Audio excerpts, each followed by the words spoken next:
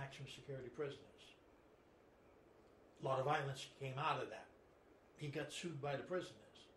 The courts chastised him for doing that. He comes to Massachusetts, does the same thing. Now, I gave you two scenarios so you'll understand the problem. What he could have done if there was this overcrowding stuff is the minimum institutions that were closed could have been opened, new ones could have been rebuilt. You could have double bunk bedded and filled them up. I mean, big capacity. All the men that are in medium level institutions that are classified for minimums but can't go there because there's no space, you can now move them to that level. All the guys in maximum security institutions that are cleared for mediums, you can now move them into that bed space. Now you don't have to double up the maximum security prisoners that you know is going to cause violence. But he did it anyway. Why? They double bunked 45% of the cells. That means that institution is now 45% over capacity. Cha-ching, cha-ching. They need to build a new prison. Okay. And that's what it's all about. Okay? And that's the mentality that's got to be exposed and demonstrated. You can't save money in a state by taking, you change the environment and make it so hostile, the prison's going to explode. When it explodes, you're going to lose the money you thought you saved. What you need to do is stop these correctional officials who are ripping society off. We don't need another maximum security prison. We need more minimums. The fact of the matter is, statistic-wise, minimum institutions have a lower recidivism rate than maximum security institutions. Duh. Well, I listened last week to the warden, not the warden, the director of the correctional prison. She was before the legislature, and she talked about her budget, and she didn't seem to be worried about her budget. She seemed to think that she had a sufficient budget for everything that was going on. But she said something that bothered me. She said that financially, that the earmark, the most money she places on the highest risks people, the highest risk to return, rather than the lowest risks to return. When I was listening to it, it seemed upside down. If you go to prison and you're not coming out, do I spend my money on a person in programs who is a very, very high risk to return, or do I spend my money on a person who is at less risk that I may not return but could grow? Why would you spend money on the low-risk individual? Okay, go ahead. He probably didn't belong in prison in the all first place. Right. Okay. In Massachusetts, you got a 68% recidivism rate in the maximum security prison. Right. Those are the individuals that are going to go into the community, rape, rob, and plunder. Right. Those are the individuals you have to rehabilitate. Okay. That's where the money belongs. That's where the money belongs. This is what did not sound clear to me. Okay, so yeah, absolutely. You got to go to where the problem is and put the money where the problem is, not the window dressing. In Massachusetts, we have a law, and in fact, they may have it over here.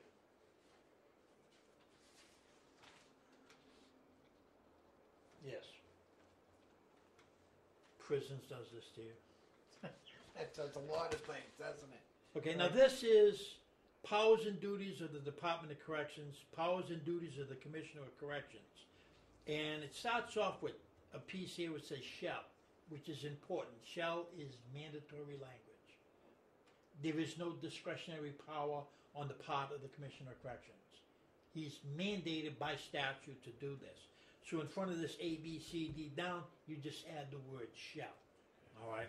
Now, shall. E, establish, maintain, and administer programs of rehabilitation, including but not limited to education, training, and employment of persons committed to the custody of the department, designed as far as practical to prepare and assist each such person to assume the responsibilities and exercise the rights of a citizen of the Commonwealth. The Commissioner of Corrections in Massachusetts is mandated by law to rehabilitate prisoners. Education, training, and employment are mandatory. It's not limited to them, but those three elements are mandatory. They have to, you have to do you it. have to do it. Not happening. Well, they're going to say no money. It's not happening. That they don't. And it's not that they don't have money. Massachusetts Department of Correction has $500 million a year. They misallocate the funds. Okay. They go into salaries, into other rip-offs. Now, the other thing that you see in here, classification is a thing that's played up. You constantly hear about it. And in Massachusetts prison system, most systems across the country are the same, and I'll explain why later. They use a carrot and stick. I have to go to a lower level institution in order to participate in a program because they put the money at the wrong end of the system. All right? The problem is, I'm classified to a maximum security prison. I can't go to that institution. Okay, so the program. So I'm caught in the catch-22. 22. You violate the law. Okay. But you're using classification as a carrot and stick to beat me down. Now, that's how it's used. All right? Now, this is what the statute says. This is the Commissioner of Corrections shall establish a system of classifications of persons committed to the custody of the department for the purpose of developing a rehabilitative program for each such person. Classification is for developing rehabilitative programs for individuals. That means if a man was in a forestry camp and the Walpole State Prison, the maximum security prison, had a program that was amenable to this guy's rehabilitation, you transfer him from there to Walpole. Okay. That's what the statute is saying. That's what it says. It's bad. But that's not what it's done. Okay. And the reason they won't do that is they do not have, listen, and we've said this before, if there was a magic button that if you pressed it, you would instantly rehabilitate all prisoners, reduce recidivism to zero, would the Department of Corrections press the button? No, they wouldn't. They do not have a vested interest in putting themselves out of work. No, in fact, obviously the unions are looking for more money. and more jobs. And more jobs. And if you build more prisons, then you get more jobs. Right. And it's beneficial to them, but it's not beneficial to society as a whole. You're not rehabilitating people. You're not putting them out on the street as productive citizens. You're taking people and you're making the environment that they're in so inhumane that when these people come out, they're hostile to any human being on the planet Earth. They are going to rape, rob, and plunder the community because they're not part of the community. The community has rejected them, and that's a mistake. And that's the and part of why people need to listen to the show is you're going to be talking about how one gets integrated back into society. Oh, we will definitely go into reentry. Reentry. Oh, we'll also go into who's the root cause. Who's the root cause? Where it starts. Reentry. What you do. Okay. And well, see, we have a bureaucracy. The National Institution of Corrections, coupled with the American Correctional Association, in collusion with each other, is the biggest problem in corrections across this country. Now, and we're going to go in depth into why. Well, you know, years ago when I did programs, you were still in.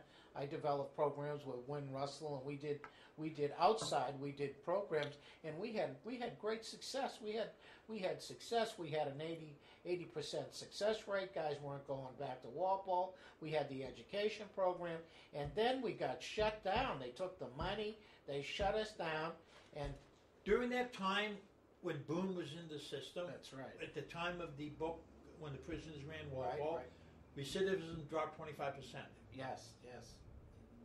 That was the problem. Yeah, we started to show people we didn't need them. And it was rapidly showing that they were losing. Well, the book shows the most violent prison of the country at the time. You were there. You were inside at the time. Okay, and you were the head of the prisoners union at the time. While I was outside with the group of guys outside. That prison went from the most violent prison in the country. Well, what you got to explain to the audience now, in an 18-month period, 20 people were murdered in that prison system. Yeah, that's right. Untold number stabbed, Stabbed, fight, fights, and right. beat up and whatnot. Right. It A was- population